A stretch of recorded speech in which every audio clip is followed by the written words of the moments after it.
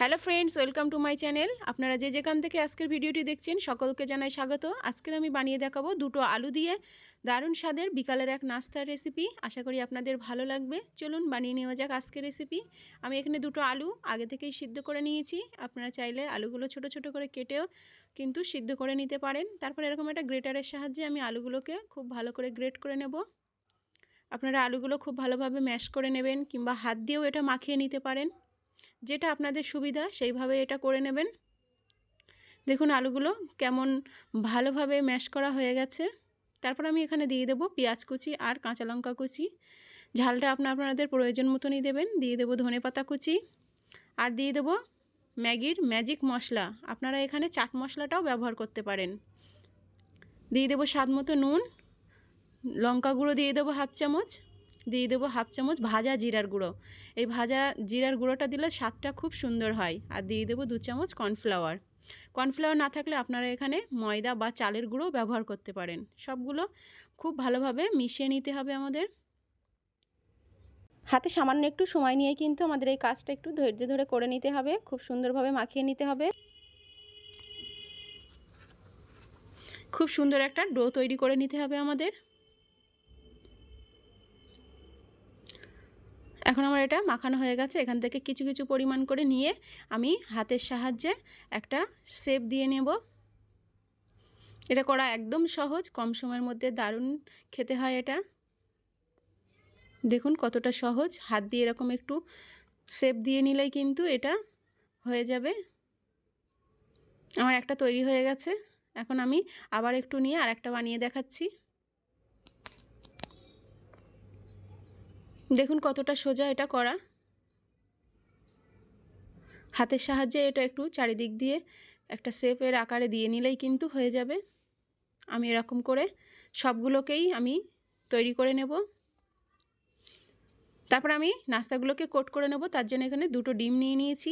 দিয়ে দেবো সামান্য পরিমাণে লবণ, দিয়ে খুব ভালো করে ডিমটাকে ফেটিয়ে নেব। ডিমটা খুব ভালোভাবে মিশিয়ে নিতে হবে আমাদের। তারপর যে নাস্তাগুলো বানিয়ে রেখেছিলাম তার থেকে একটা একটা করে আমি এই ডিমের ভেতরে দেব। দিয়ে আবারও আমি ডিম থেকে তুলে এটা ব্রেড ক্রাম্বসে দিয়ে দেব। তারপর এটা ভালো করে আমি কোট করে নেব।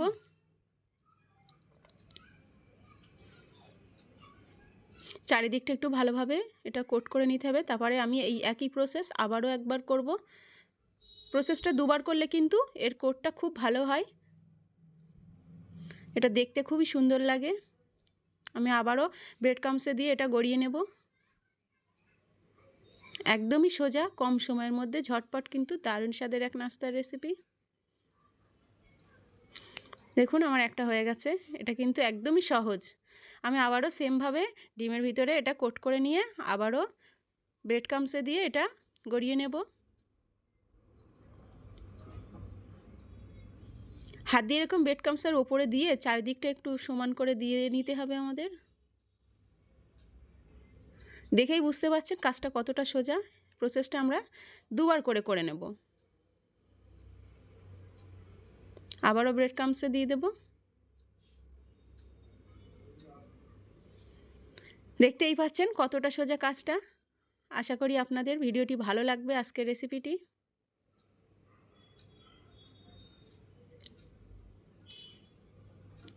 দেখুন আমার দেখতে দেখতে আরও একটা কিন্তু নাস্তা রেডি হয়ে গেছে। এই সেম পদ্ধতিতে আমি বাকি সব নাস্তাগুলোকেও রেডি করে নেব। এখন আমার নাস্তাগুলো রেডি করা হয়ে গেছে।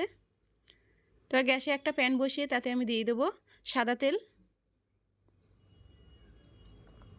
তেলটাকে আমাদের কিন্তু বেশ গরম করে নিতে হবে। নিয়ে এক নাস্তাগুলোকে আমি এক এক করে তেলের মধ্যে দিয়ে দেব। এটা কিন্তু বেশি সময়ও লাগে না ভাজতে। এক সাইড ভাজা হয়ে গেলে তার অপর সাইডটা আমরা এভাবেও ওলটপালট করে ভেজে নেব। গ্যাসের ফ্লেম একদম লোতে দেওয়া যাবে না, তাহলে কিন্তু ভিতরে তেল ঢুকে যেতে পারে। গ্যাসের ফ্লেমটা হাই রেখে আমাদের নাস্তাগুলো একটু লাল লাল করে ভেজে নিলেই কিন্তু একদম রেডি হয়ে যাবে। দুবার করে এটা আমাদের ওলটপালট করে ভেজে নিলেই কিন্তু রেডি হয়ে যাবে। সেম পদ্ধতিতেই কিন্তু আমাদের কাজটা করতে হবে। দেখতেই পাচ্ছেন কেমন সুন্দর কালারটা এসেছে। এটা একদমই বেশি সময় লাগে না। নাস্তাগুলো তুলে আমি একটা পাত্রের মধ্যে রেখে দেব। তারপরে সেম পদ্ধতিতে আমি বাকি নাস্তাগুলোকেও ভেজে নেব।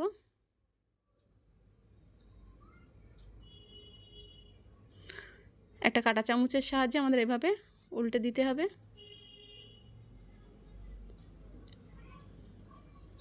তারপর নাস্তাগুলো ভাজা হয়ে গেলে আমি একইভাবে নাস্তাগুলোকেও তুলে নেব। দেখতেই পেলেন কতটা সোজা, একদমই সময় লাগে না কিন্তু, শুধু একটু জাস্ট লাল লাল করে ভেজে নিলেই কিন্তু আমাদের এই বিকালের আলুর নাস্তা কিন্তু একদম রেডি। আপনারা এটা আলুর কাটলেটও বলতে পারেন। ভিডিওটি কেমন লেগেছে অবশ্যই কমেন্ট করে জানাবেন। ভালো লাগলে লাইক, কমেন্ট এবং শেয়ার করবেন। চ্যানেলটিকে সাবস্ক্রাইব করে পাশে থাকবেন।